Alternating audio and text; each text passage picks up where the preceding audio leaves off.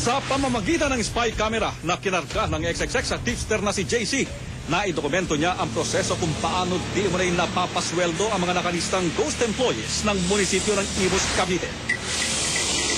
Nang ihatid sa amin ni JC ang naturang video, may bit-bit din siyang ilang mga sample ng daily time record na palihim umanong iniabot sa kanya ng isang taga-Treasury Department ng munisipyo.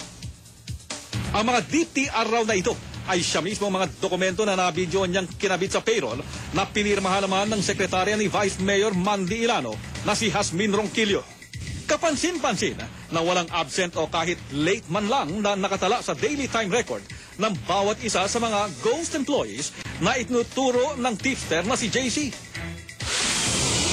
Para mapatunayan kung totoong hindi pala absent ang mga pangalang nakalagay sa nakuha naming DTR, bit-bit ang naturang mga dokumento at itong personal data sheet na naipuslit rin ni JC mula umano sa munisipyo ng Imus.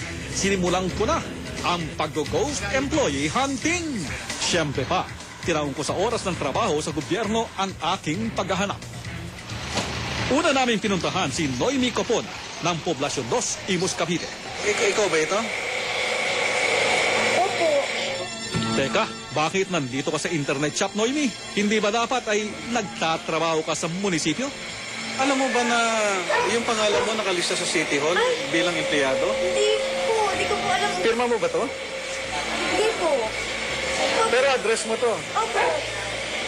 Tataka po ba't napapunta po dyan sa ano? Kasi itulong yung resume ko. Ba't ganyan? Ang sunod na ghost sighting naman ay biniripika namin sa Elises Street, Poblasyon 2. Doon ko natagpuan itong si Arian Joy Luna. Tatanong lang namin kung empleyado ko ng City Hall, ng Imus. Hindi. Kasi ganito yon yung Arian. Pirma mo ba to? Hindi. Estudyante ka. Anong year ka na? Mag-second year na po. Second year college. Malinaw na hindi pwedeng maging empleyado ng munisipyo si Arian dahil siya'y estudyante pa lamang. Ito kayang magkapatid na sina Celi Ann at Elaine Grace de Ocampo. Empleyado mo ng City Hall? Hindi ka empleyado ng City Hall. Alam mo bang nakalista ka doon bilang empleyado? Tulad mo ba yan? Hindi ko. Hindi. Hindi ako rin naman sila. LGC. Ano namin saan po kami Nagtatrabaho? hindi po ako nagtatrabaho. Habang kami ay nag-ghost employee hunting, nakatanggap ng impormasyon ang XXX na nakarating na raw sa kalaman ng opisyal ng munisipyo ng Imus ang ginagawa naming pag-iimbestiga. Kaya dali-dali kong pinalarga ang aking surveillance team para kunan ng pahayag ang mga opisyal ng lokal na pamahalaan ng Imus, Cavite. Pero pagdating namin doon, Yan si Vice. Sir, nasaan na kaya yung mga staff? Kasi nangako sila na ngayon ipapa-interview Hindi ako tinawagan. May i-verify din kasi ako mga pirma kung talagang kay Vice Mayor. Anong oras pa wala si Vice? Ayun pa. Ha? Ayun na pang umaga. kinabukasan, muli kaming bumalik sa munisipyo ng Imus para muling subukan kunin ang panig ni Vice Mayor Mandy Ilano.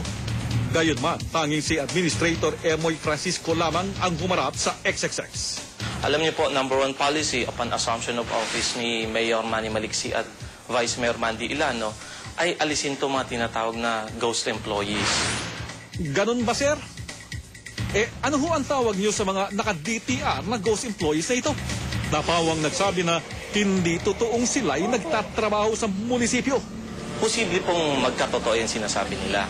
Kasi po, sa dami po ng mga insidente nga po na marami nag-a-apply, may mga ilan po kami na insidente rito na who took advantage of that situation. Yaman din lamang na tila kinikwestiyon na ni Administrador ang dala naming mga papeles.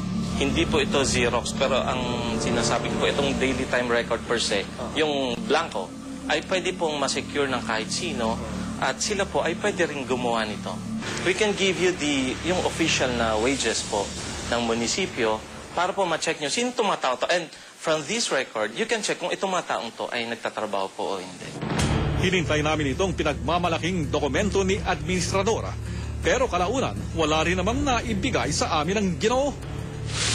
Kagabi, Oktubre 12, sinadya ni Imus Cavite Vice Mayor Mandy Ilano ang aming tanggapan para magbigay ng pahabol na pahayag. Sa simula pa lamang, pinapulaanan na niya ang mga aligasyon ng tipster na si JC kahit pa nagharap kami ng mga dokumentong ebidensya. Maaari din naman na yung mga DTR niyan ay gawa-gawa lang ng kung sino man na may motibo sa malicious intent na isirain yung aming pamamalakad dito sa bayan ng Imus. Firma niyo po ba ito? Hindi po. Ang tunay ko pong firma, ito papakita nga, ganun lang lang po, ay ito po. Gusto niyo makita, ano po ang tunay na firma ko. Na medyo may hawig nga ako siguro. May hawig, ano po? May hawig siguro, pero hindi ko Pero firma. obviously, ito mabagal ang pagkasulat. Ito talagang sasanayin po. Dahil tila hindi kumbinsido si Vice Mayor, minabuti naming ipapanood sa kanya ang surveillance video sa loob ng kanyang opisina.